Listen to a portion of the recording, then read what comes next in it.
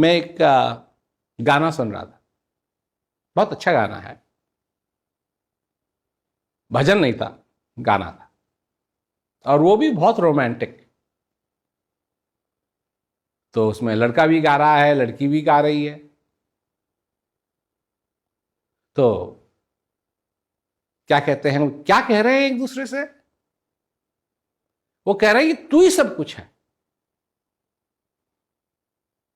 और जब मोहब्बत होती है, जब प्यार होता है, तो मनुष्य एक दूसरे से कहते हैं, लड़का लड़की से कहता है, लड़की लड़के से कहती है कि तू ही सब कुछ है। तो ये ज्यादा दिन चलता नहीं है, तू ही सब कुछ है, क्योंकि वो प्यार हो गया ना। अब लोगों को प्यार जब हो जाता है तो उनको लगता है कि ये प्यार हमेशा रहेगा,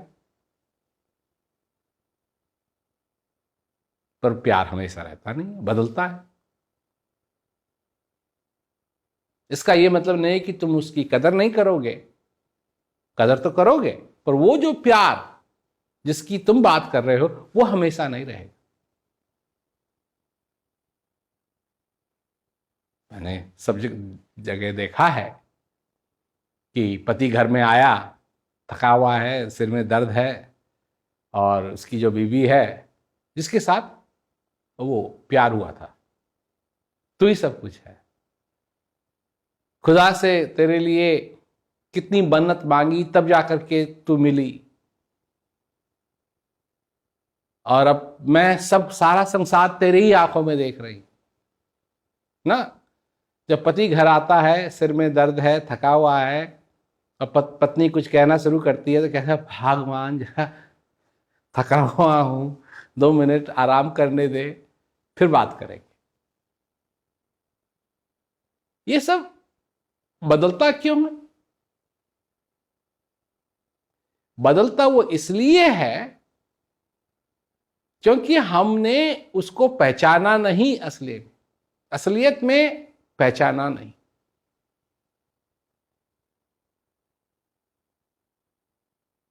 तुलसीदास जी के साथ भी यही बात हुई थी। उनकी शादी हुई, उनको बड़ा प्रेम था अपनी पत्नी से। एक दिन पत्नी को अपने मायके जाना था, तो कैसे कैसे करके वो कहानी है कि वो गए, और नदी पार करनी थी, तो रात का समय था। तो तुलसीदास जी जा रहे थे, अपने वो भी जाना चाहते थे, उसको देखना चाहते थे अपनी बीवी को, अपने पत्नी को। तो नदी पार करने के लिए उनको कोई और चीज़ तो दिखाई नहीं दी, तो उन्होंने देखा कि वहाँ नौका है, नौका के ऊपर बैठे और पार कर लिया। उसके घर के पास पहुंचे, तो अब ऊपर कैसे जाएं, और वो नहीं चाहते थे कि वो अंदर जाएं और क्या कहते हैं लड़की के माँ बाप उनको देखें। तो उन्होंने देखा कि एक पेड़ के साथ एक रस्सी बंधी हुई है, उसको उस पर चढ़े और चले गए ऊपर। और पत्नी ने, जब पत्नी के कमरे में गए, पत्नी ने कहा यहाँ क्या कर रहे हो? तू भी बड़ी नटखट है, यहाँ क्या कर रहे हो?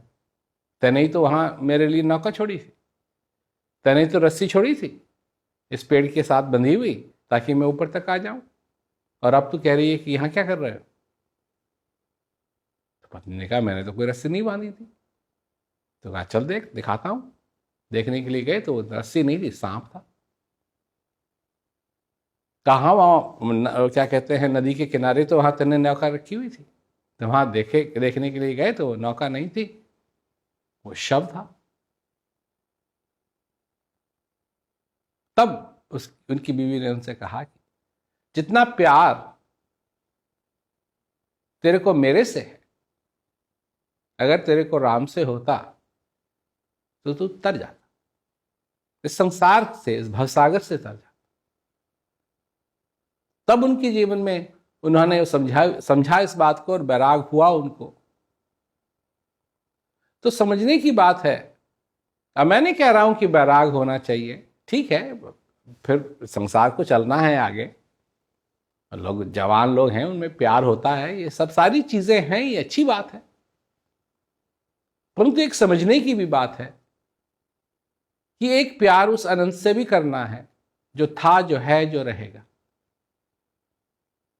अब लोग हैं वो कहते हैं कि कहाँ है वो अनंत? अगर उसको देखना चाहते हो, उसको समझना चाहते हो, तो उसके लिए तुमको आंखें खोलनी पड़ेगी, अपना हृदय खोलना पड़ेगा, आंखें खोलनी पड़ेगी, समझना पड़ेगा और अपने नजरिए को बदलना पड़ेगा, तब वो दिखाई देगा। पर वो ऐसे नहीं दिखाई देगा जैसे आंख देखती है। कौन सी आंखें? जो अंदर की आंखें, जो उस भावना को समझती। सिर्फ यही आंखें नहीं जो सिर्फ किसी शेप को, रंग को समझें, उससे भी ज्यादा। जैसे मां अपने बच्चे को समझती है, उसको ये नहीं कह सकती कि इस बच्चे की भी तो दो आंखें हैं, इसको भी अपना मान ले ना, सवाल ही नहीं पैदा होता। उसका एक तार है, उसका एक कनेक्शन है, वो कनेक्शन मनुष्य को भी बनाना चाहिए, क्योंकि बिना उस तार के, बिना उस कनेक्शन के, बिना उसको देखे हुए, बिना उसको समझे हुए हम समझ नहीं पाएंगे मैं क्या कह रहा हूं।